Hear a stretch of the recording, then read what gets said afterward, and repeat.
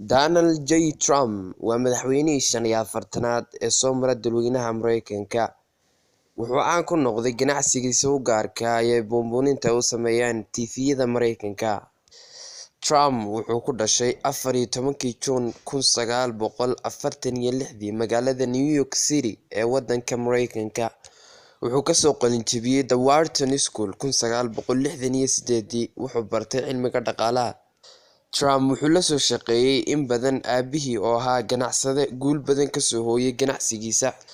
1973 Donald Trump iyo weliba aabihii waxaa si wadajir ah loogu soo eedeeyay faquuq jinsi nacayb oo ka dhan ah dadka madow ee Mareykanka ah. Ha yeeshee dacwaddii loo haystay waxay ku xaliyeen hab qarsoodi ah, sidaas ayayna kaga badbaadeen xukunkii maxkamadeed. Donald Trump wuxuu kor u qaaday ganacsiga qoyskiisa isagoo dakhli aad u badan soo geliyay ganacsiga qoyskiisa, horumarin ballaadhanna ku sameeyay. Donald Trump dhismayaashiisa ka ugu caansani waa Trump Tower oo ku yaala New York City. Donald Trump qoyskiisa waxay aad uga ganacsan jireen ganacsiga hoteelada, wuuna ballaariyay, wuxuuna dhisay hoteelo aad u badan oo faa'iido aad u badan soo xareeyay. 1989 wuxuu noqday Donald Trump bilyaneer. Sagaashameeyadii waxaa la tilmaamaa Donald Trump inuu soo wajahay hoos u dhac dhaqaale ee abid ugu darnaa. Ha yeeshee ugu dambeyntii 2004 uu ku guuleystay inuu ka soo kabto caqabadii dhaqaale ee soo wajahday. Donald Trump siyaasadda Mareykanka wuxuu ku dhex jiray muddo aad u badan oo gaadhaysa ilaa 1987. Ha yeeshee 2011 ayaa si toos ah uga soo ifbaxay siyaasadda dalka Mareykanka. Donald Trump sida lagu dhaliilo ma aha mid aad ugu wanaagsan siyaasadda.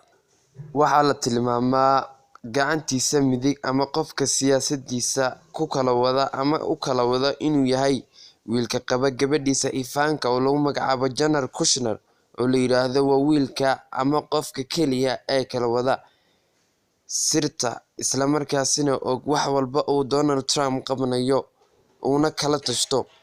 Donald Trump wuxuu guursaday 3 jeer waxaana dhalay 5 ubada. Siyaasad ahaan ninkani waa mid aad u adag. Waxaa lagu eedeeyaa islaam nacayb, midabta koor iyo weliba qaxootiga uu aad u neceb yahay. Waxaa lagu xasuustaa isla markii uu xilka qabtay in 7 dal uu ka joojiyay qaxootiga inay kaga yimaadaan dalka Mareykanka. Taageerayaashiisa ugu badani waa dad caddaan ah. Wuxuu aad u dhaliilaa dadyowga Muslimiinta ah isagoo ku tilmaamay inay yihiin dad argagixisa. Wuxuu loolan adagi kala dhexeeyaa gabadha lagu magacaabo Ilhan Cumar oo ah Soomaali Afrikaan madow ah. Wuxuu leeyahay naanayso aad u badan waxaana ka mid ah Mike, Steve, Michael iyo weliba kuwo kale oo aad u fara badan.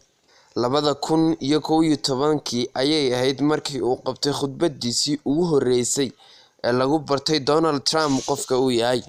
Khudbadiisii ugu horeysayba waxa uu ku dhaliilay madaxweynihii hore ee dalka Mareykanka Barack Hussein Obama isagoo wax ka sheegay asal ahaanshihiisa isla markaana madow geliyay Mareykanimadiisa.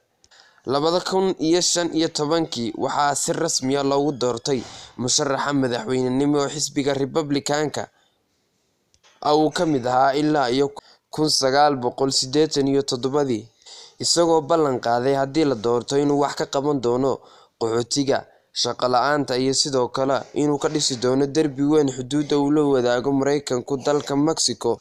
Wuxuu loolanka madaxweynenimo la galay Hillary Clinton. Ugu dambeyntii wuxuu jagada madaxweynenimo qabtay bishii koowaad 2017. Kadib guushiisii madaxweynenimo wuxuu la kulmay banaanbaxyo waaweyn oo laga soo horjeedo oo ka kala dhacay daafaha dunida. Markuu noqday madaxweynaha dalka Mareykanka, Donald Trump wiilkiisa ayuu ku wareejiyay maamulka ganacsigiisa. Donald Trump waa siyaasigii ugu taajirsanaa ee abid soo mara taariikhda dalka Mareykanka isla markaana madaxweyne ka noqda dalka Mareykanka.